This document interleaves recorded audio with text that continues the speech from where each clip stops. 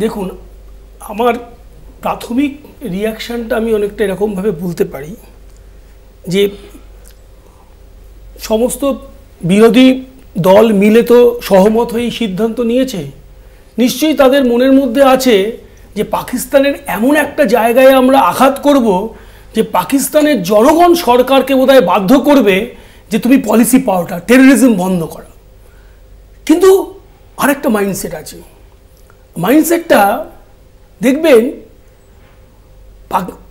আমাদের আমেরিকার প্রেসিডেন্ট, নতুন প্রেসিডেন্ট যিনি জিতে এলেন, জিতে এসে হঠাৎ একটা মাইন্ডসেট পাল্টালো। কি করলো?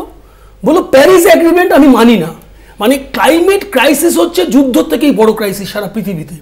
প্যারিস চুক্তি লঙ্ঘন করা মনে হচ্ছে আগামী দিনে পৃথিবী একটা কঠিন জায়গায় যাইবে। সেইখানে দাঁড়িয়ে মাঝে মাঝেই মনের মধ্যে প্রশ্নটা আসছে, আমরা ক্লাইমেটের ইস্যুটাকে আঘাত করে কোনোভাবে আমেরিকার সাধারণ মানুষের মধ্যে এমন কোনো প্রবণতা এনে দিচ্ছি না তো যে এটা দীর্ঘস্থায়ী কোনো অন্য প্রবণতার জন্ম দেবে?